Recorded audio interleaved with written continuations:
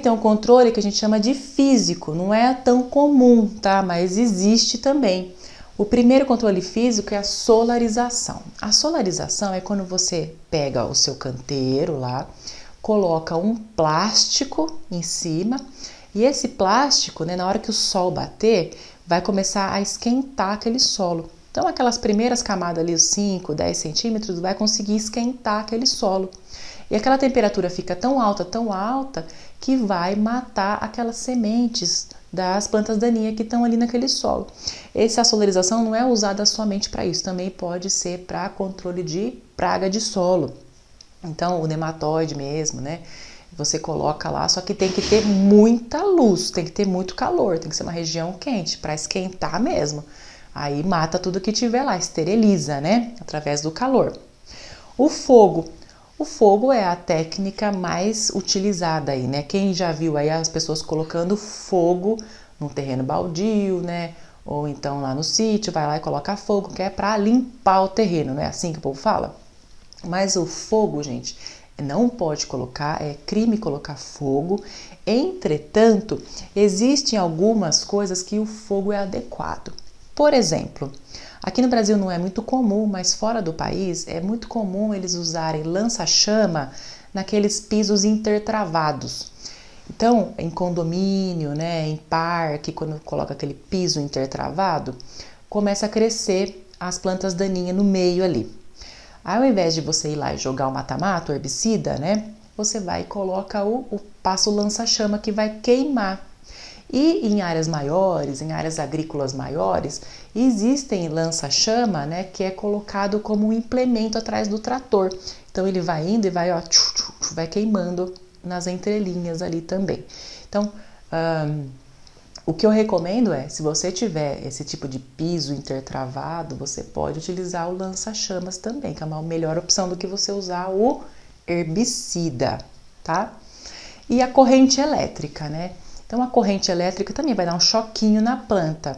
Então, existe o de grande escala, né? Que é onde o trator carrega o implemento que vai dando o choque nas plantas e elas vão morrendo. E existe um manual, igual uma roçadeira manual, assim, sabe aquelas roçadeiras de fio?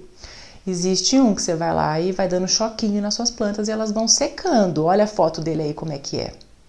Então, você encosta na folha, aperta o gatilho e ele dá uma descarga elétrica. Já o caminhão, o trator, né, para áreas maiores, aí olha como que ele é maior. Então, vai puxando, né, o trator tem uma tomada de eletricidade e vai eletrocutando tudo. Então, para áreas urbanas é uma boa opção muitas vezes. Para guia, né? Guia, porque a gente não sabe, né? Mas o uso de herbicidas tipo mata-mato em área urbana é proibido. É contra a lei, né? Mas todo mundo, né? Você vê que as pessoas usam, né? E a cobertura morta. Eu vou dar muita ênfase à cobertura morta, porque eu sempre recomendo, quando a gente tem nossos canteiros, linhas, o ideal é que você tenha essa cobertura morta. O que é uma cobertura morta? É assim, ó, aqui tem o seu canteiro, seu solo, né, ó, e você vai pegar uma palha que seja, vamos supor que você cortou a grama da sua casa, não vai ter a poda da grama?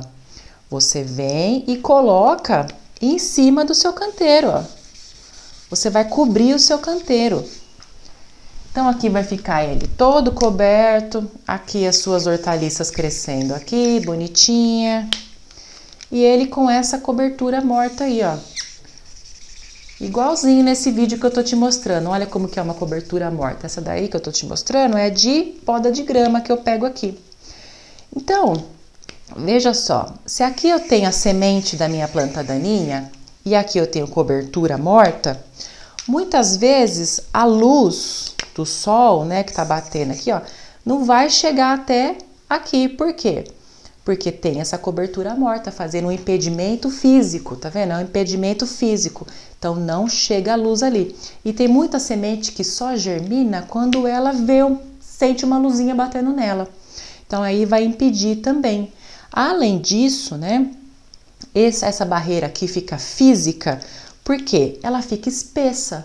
Então, para a planta, ela germinou, né? Então a plântula ela vai começar a crescer.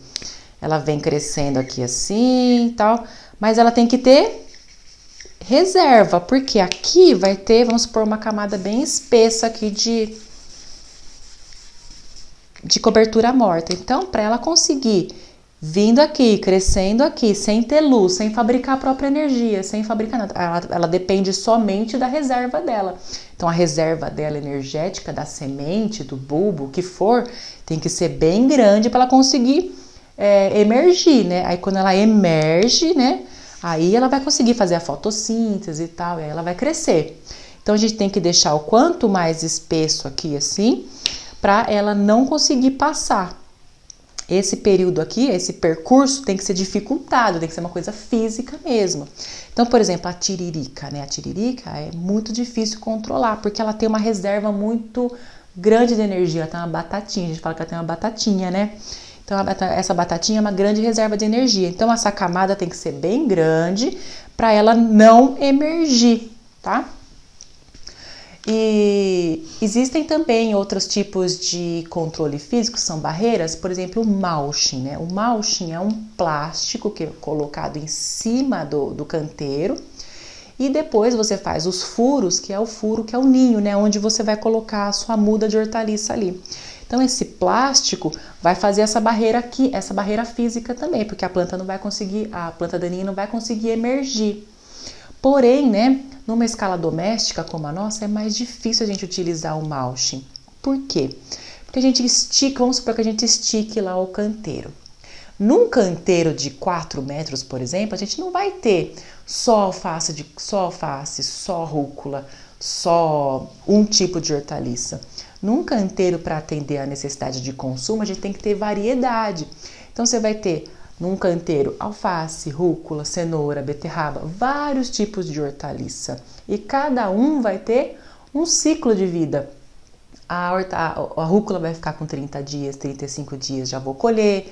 A alface com 35, 40 dias, 50 já estou terminando de colher.